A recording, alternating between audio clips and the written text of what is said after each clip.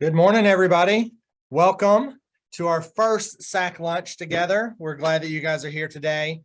We are excited about this opportunity to share with you some information related to educational records for state agency children.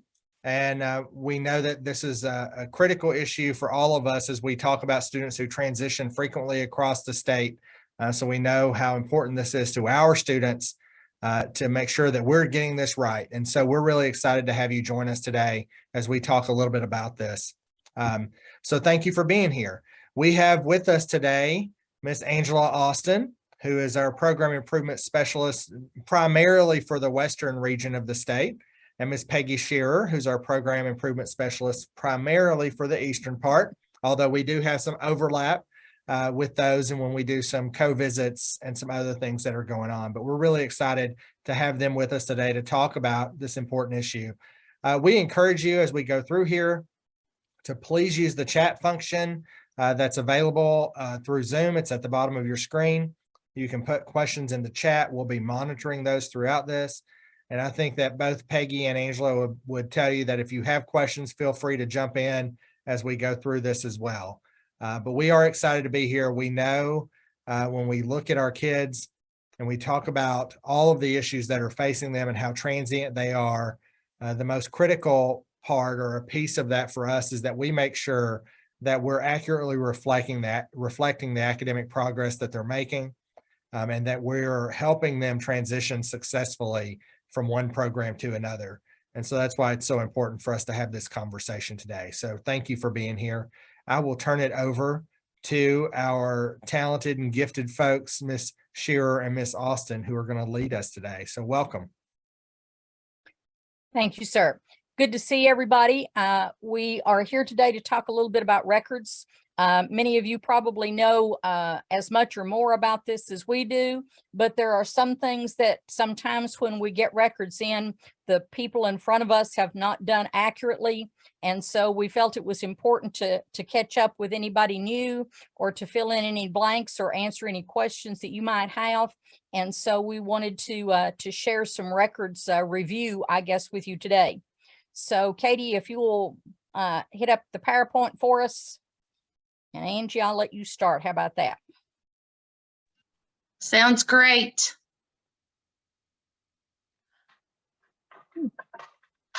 So go ahead and click that, Katie.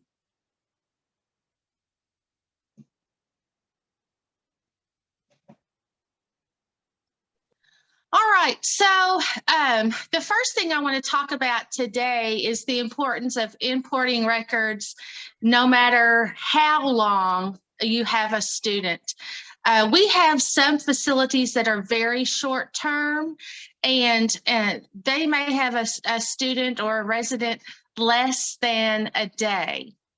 But it's still imperative that those records are imported, because in Infinite Campus, which is very key to the state in all of our record keeping and the student's next placement, a lot of our records are going to come from IC. So if we neglect to import records when they come and we say, oh, they're just going to be here for a day, they go to court tomorrow, I'm not going to fool with it. Well, that is putting the student at risk of losing important data in Infinite Campus. And so that is one of the key reasons that we always import records. When you don't, I have been on the unfortunate end of having to go back after someone did not import records and try to ferret out where they were. And then you have to call the previous program, and you have to ask them to request records in IC, and then they have to import, and then they have to call you and say, we've done it, so now you can do it. So it's just a lot of, it's just a lot more difficult if we don't maintain importing everything. Also, a good suggestion is to keep a log of records requests, including the contact person and the date.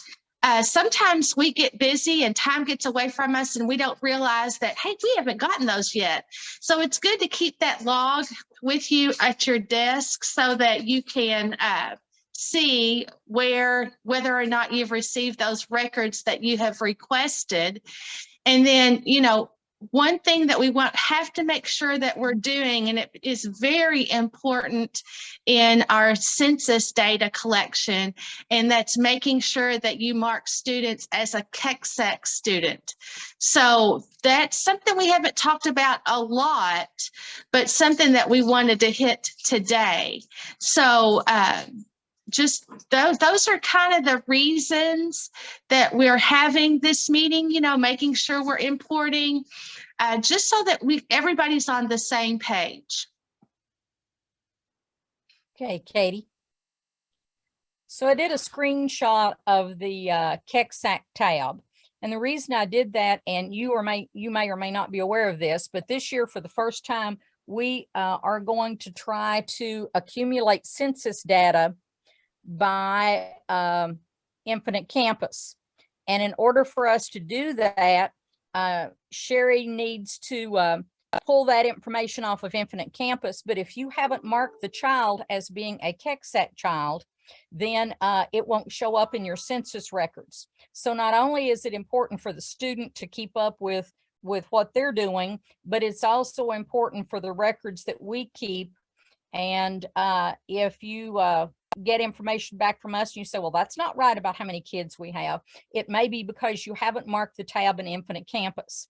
So you will notice, I think you can see, and this may not be big enough for you to see, but you'll see down here where the ILPA is on Infinite Campus. And then there's a general category. You're going to click on that general category and this box will come up, and you will notice over here to the far right, on the line below where I've blacked out the student's name, is the KECSAC tab. And you have to mark your child as being a KECSAC student. Now, the next slide, if you'll go to it, Katie, tells you who KECSAC kids are. And sometimes we have questions about that. So there's definitions here. You're quite capable of reading that by yourself. And I'm not going to read through all of that. But sometimes, especially in day treatment programs, you have students that are KECSAC students and students that are not KECSAC students. And so it's important that you know who to mark as a KECSAC student and who not to. Anyone have any questions about the KECSAC tab and who is a KECSAC student? You already know what you're doing, don't you?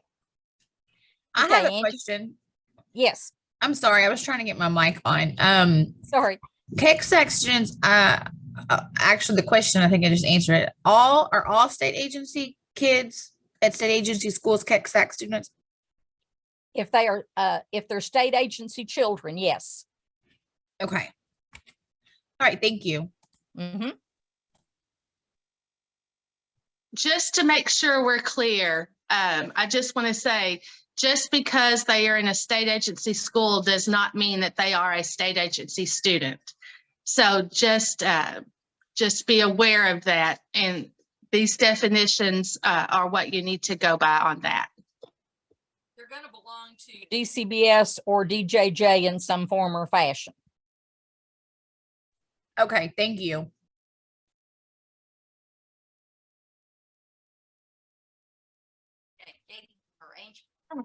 All right, here we go. Exporting. Before you do any exporting, there are some things that you need to make sure of. You need to make sure that any IEPs, any special education documents, ILPs, and ILPAs are locked. If those are not locked, the next person, they aren't able to, you can't export them and the next person cannot import them. So that's really important and will end up saving lots of time. And especially with those special ed documents, we want to ensure that those students are receiving their services as quickly as possible once they're in your programs. Also, if you, and we're going to talk about this a little more later in the educational passport section. But if you are uploading other information into Infinite Campus, make sure you email the recipient and let them know what you uploaded and where it can be found. A lot of people will upload like progress on online curriculum, a schedule, grade cards, a copy of report cards are up to this point. Those kinds of things are things that can be uploaded in IC and makes a great transition to your next facility. You could also keep a log of records that you have exported and the contact that the contact person at that particular facility or school and what date you released those records or exported them. You know, record keeping is the key, knowing what you sent, when you sent it, and to whom you sent it. So that's really important. And Angie mentioned uploading things into Infinite Campus. Most people will put that on the ILPA tab. That's the easiest place to upload anything. So just because it says ILPA doesn't mean you can't upload other things. Questions there? Okay, and I might say Katie is going to post this PowerPoint on the KECSAC webpage. And you notice, obviously, I whipped right through those definitions a minute ago of what a state agency child was, assuming that you could go back and look those up if you needed to. So don't think I expected you to read and memorize all those things that were on that last slide, but Katie's going to post the slides on the professional development on the KECSAC website. Okay, Katie. Okay, things that you can include, and these are things that you could upload. Some of them that Angie mentioned just a minute ago. Current grades for each subject need to go with the student. They need to know where that child is. They also need to include progress toward course completion. You need to know if that kid is 85% finished with Algebra 1. If you're doing bookwork instead of a computer program, then you need to include like a list of the things that that student has already passed or completed, so that kid's not having to repeat things. Probably if you've been in this job very long, you've had kids say, well, I've already done that work. I've already completed that class. And so you need to make sure that everything is accurate and that the kid is getting what he deserves in terms of credit for the work that he's done. So print that out. You can print off of those online programs and scan that into the ILPA, and it will show that.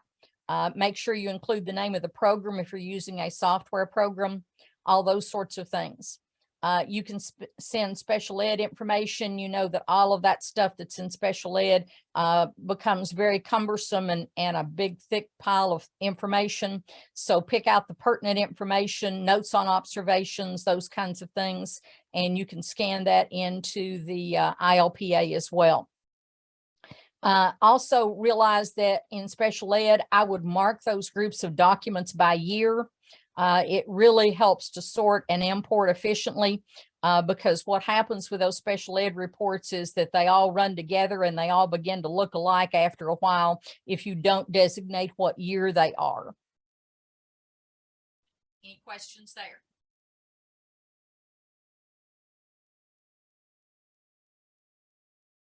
Okay, Katie.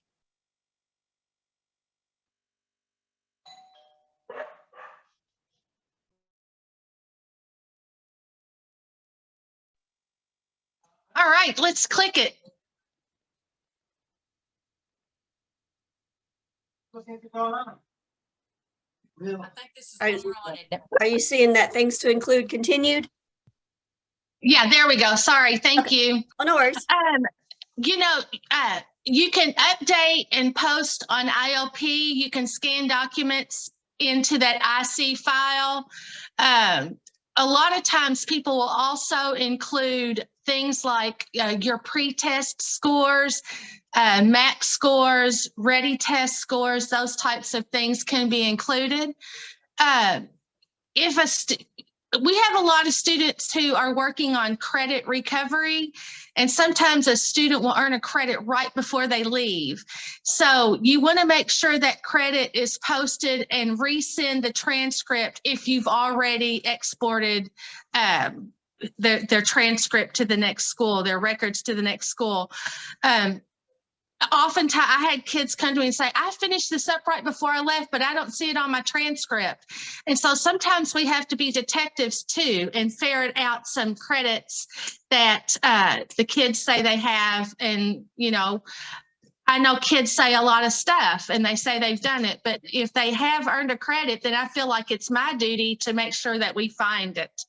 So, you know, just if they're close and they finish that credit, go ahead and resend it and give the school a heads up at what's coming to them.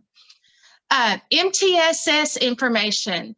Now, there has been confusion about what MTSS is. It's a multi-tier system of supports.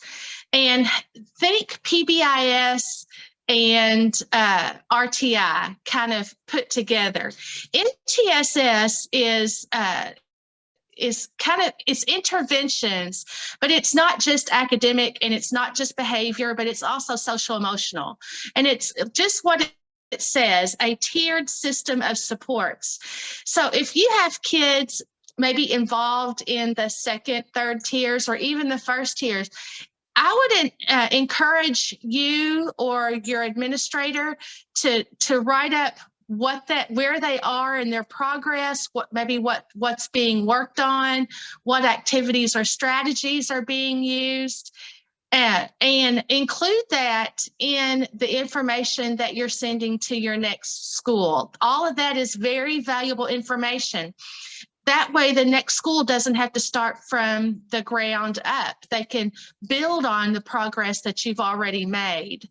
I also want to talk about progress monitoring.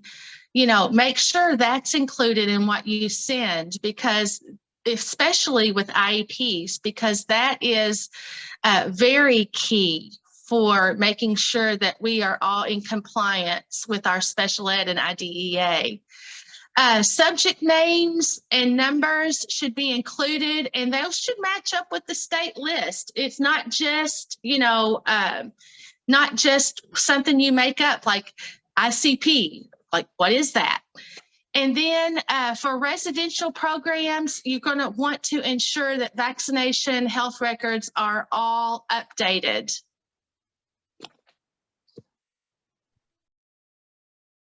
Okay, summer records. If any of you have been doing this job during the summer, we start school, most of us, before everybody else does. And so we're trying to get records because we've got new students, and those people are on summer break and nobody seems to answer the phone in the counselor's office. And so it can be really frustrating.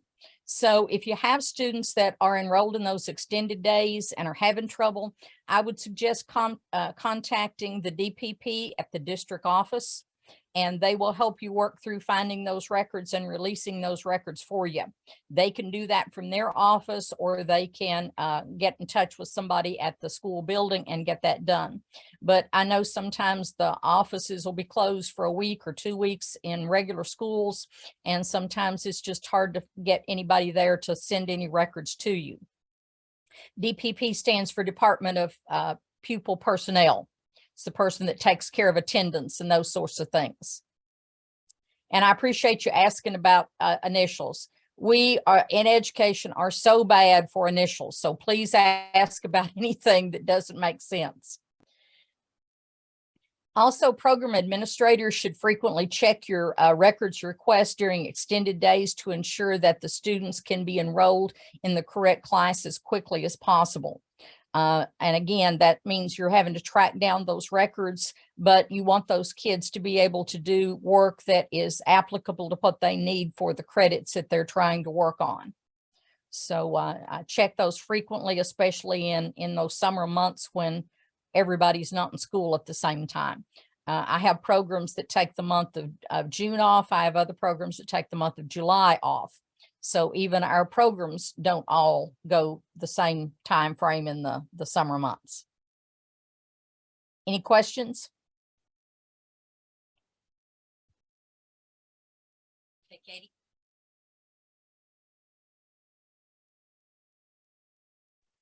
Okay, back to the educational passport. So educational passports are a requirement. I mean, those are mandated. And for a long time, we used a pencil paper educational passport, and we, wrote on it and sent it on.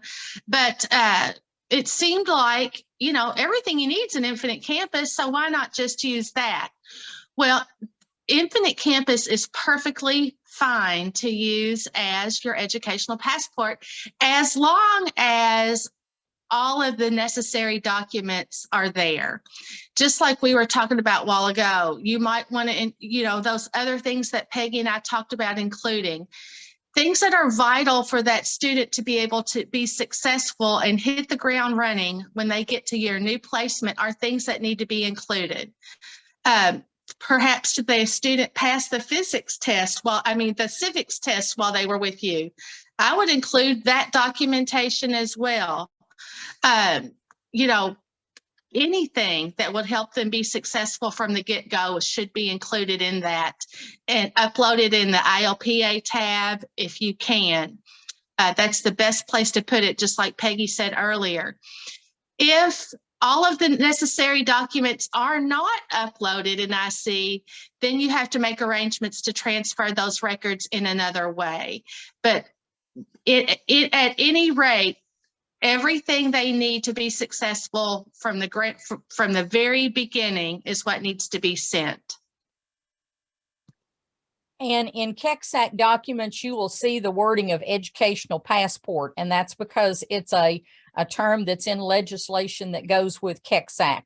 And so that's why you will still see that term educational passport. We just wanted to sort of clarify what that was.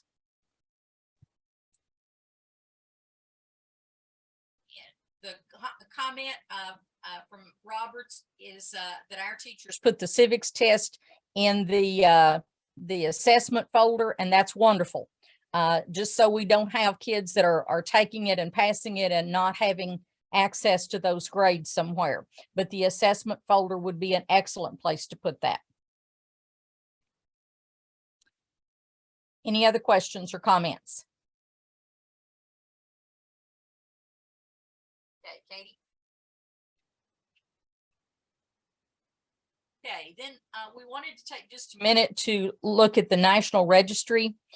Sometimes you have students who come to you and you can't find them on Infinite Campus anywhere. You can't figure out where they've been. And I didn't know for a few years after I started working in KECSAC schools that there is a National Registry. Now, all states are not included in this, so it's not a total wonderful thing, but at the same time, it covers a lot of territory because it does cover a lot of our surrounding states. So you may or may not on Infinite Campus have a tab for National Registry.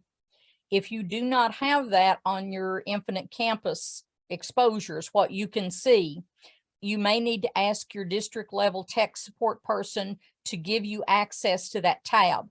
Now, what I discovered was that sometimes I didn't see things on Infinite Campus because my tech person didn't realize that I needed to know that.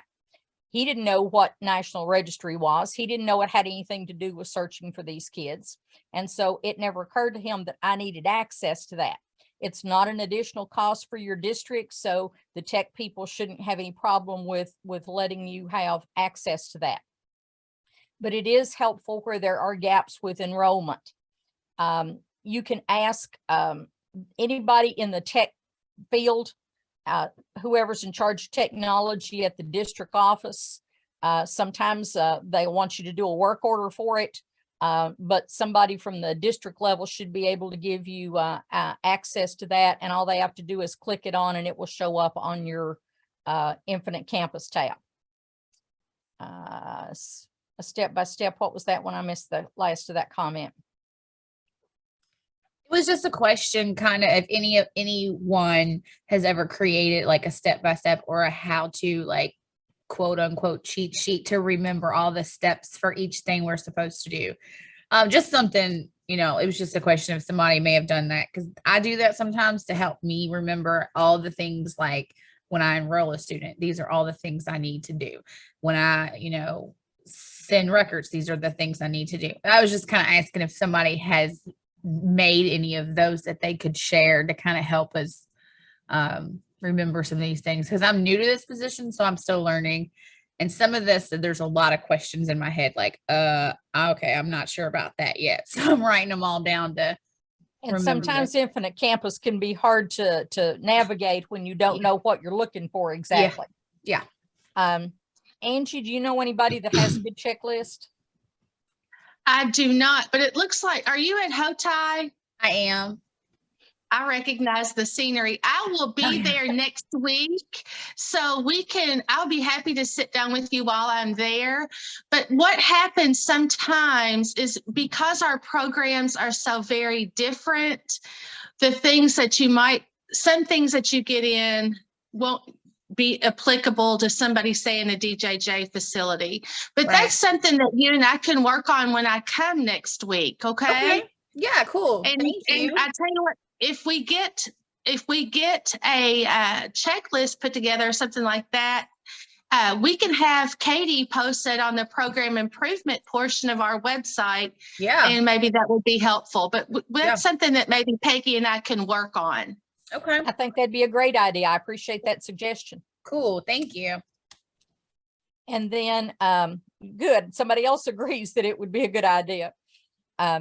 Having the National Registry is not required. It's just another resource. So don't feel, obligated to have it, but it is just another resource that you can use to help find kids that are hard to locate. And as Katie mentioned in the very beginning, or Dr. Nolan mentioned in the very beginning, our kids are so transient that sometimes it's hard to track them down, especially when they don't stay very long in a particular school.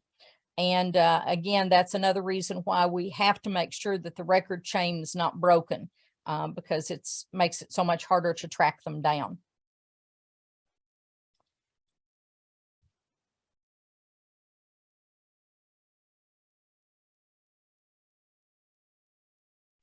There is a staple feature in the special education section of IC.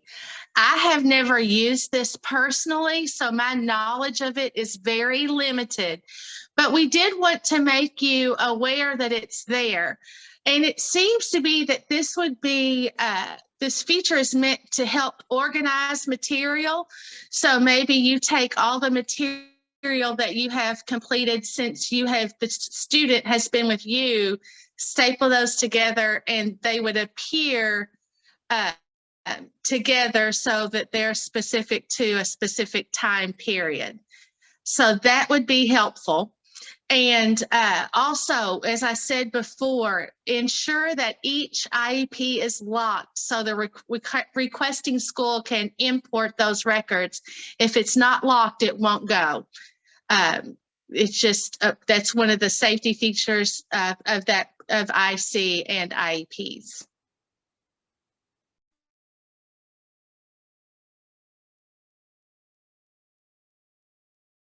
Okay, then transcripts. When you're importing transcripts, please delete the middle school credits unless they would count as high school credits. And I know that there are some middle school students that take high school credits. I know English, foreign language, some of those other things, Algebra 1, I know some people do in 8th grade, and that's very helpful. But at the same time, I've seen transcripts from students who give actual credits. They mark in the credit line that the student earned a credit in 6th grade math, 6th grade science, 6th grade social studies. And so the poor kid, plus his parents, if they're paying attention to that, think that the kids have high school credits because it says credits.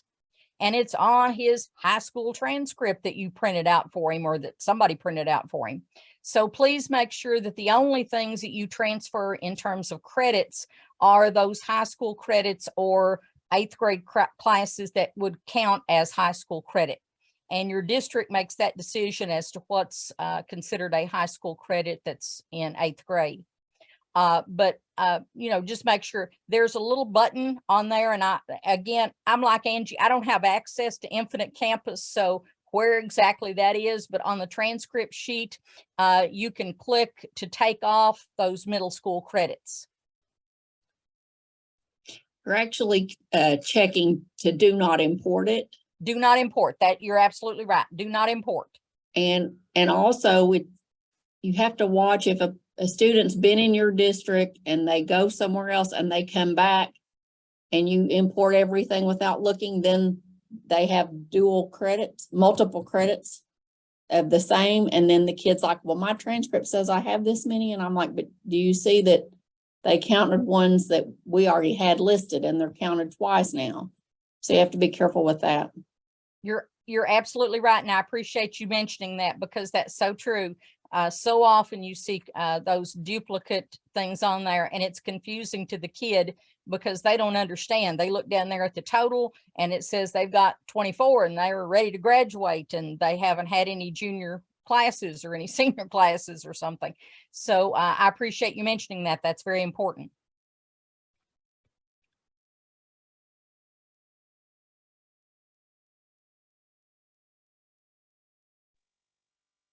Go ahead, Kate.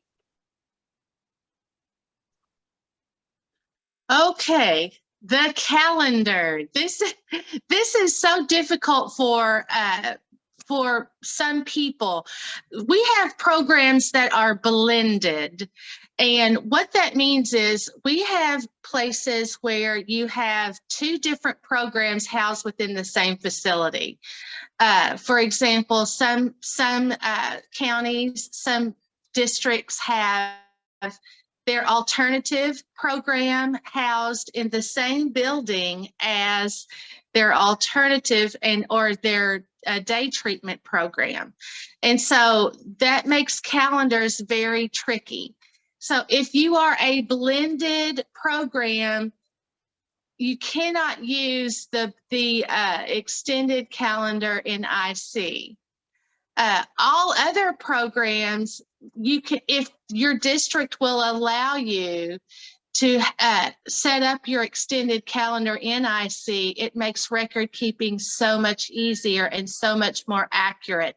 It allows you to go ahead and enroll students when they come to you, say July the 6th.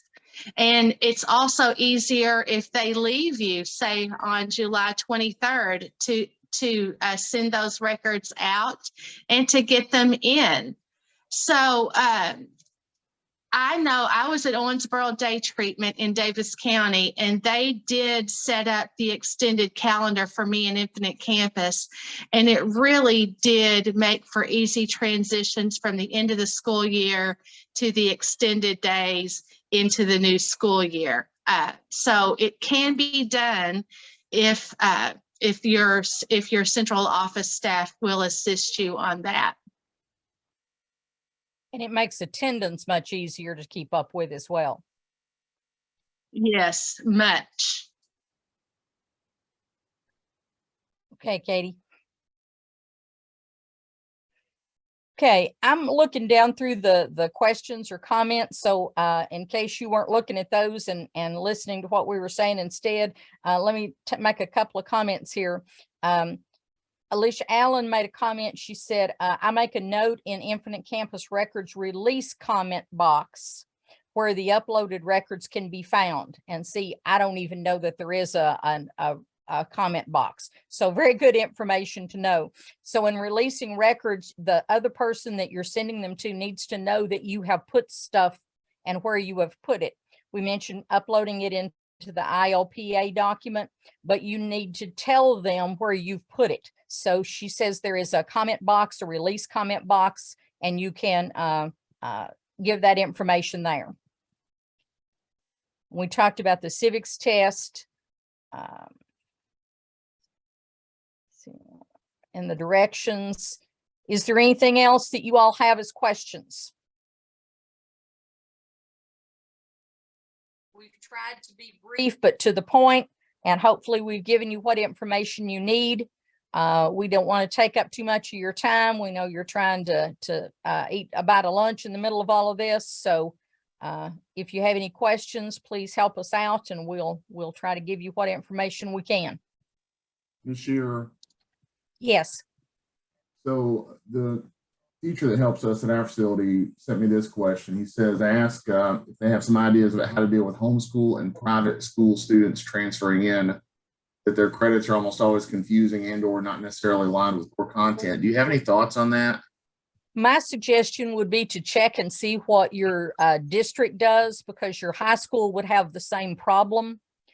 Some schools require them to take an entrance exam for that subject, sort of verifying that they've passed that class. Other people check attendance records to see if they actually have gone to school or have at least attendance records. So I think probably each district has a policy about what is required to verify that information. So that would be my thought. Angie or Katie or anybody else have any other ideas there?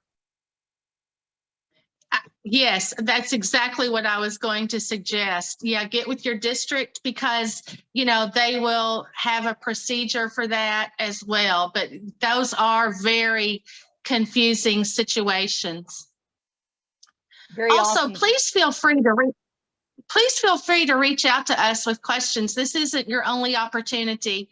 I always tell everybody, and Peggy, Katie, and Ronnie are going to be sick of hearing it, but you know, our titles are Program Improvement Specialists, and we love nothing better than to be a resource for you. Not just the teachers, not just the administrators, but you know, clerks as well. We're here to assist you as well. So please reach out if you need assistance. And another point about the homeschool and those kind of private schools and so forth, sometimes their course titles don't match. And so it's hard to verify what subject that actually was that they were using. So I would just go to my district and see what they would suggest, because they had to have encountered that before you had that problem. Other questions?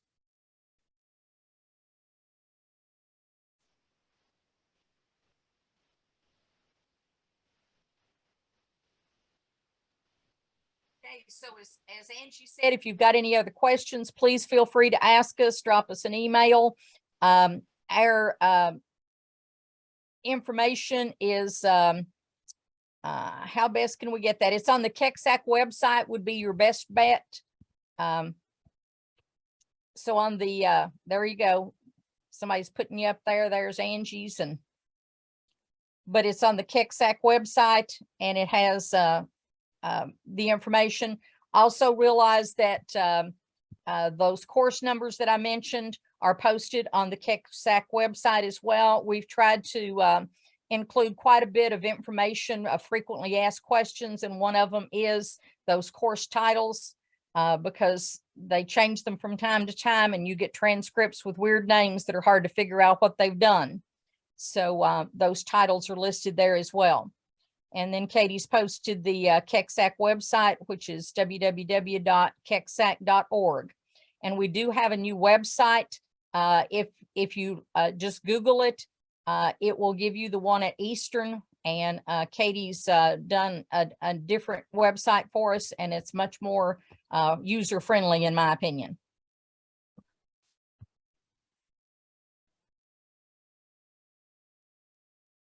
Any other questions?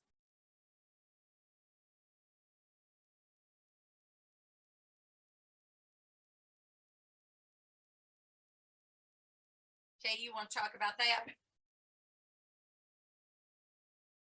Yeah, folks, I've posted that Google form link. It's just real short, but just make sure you put your email and your full name in there, and it'll populate a certificate for you and send it to you automatically. But if for some reason you don't get it, just let me know and I'll shoot you one out, no problem. And we've got ELA and PD hours approved for this, so you'll get an hour of credit.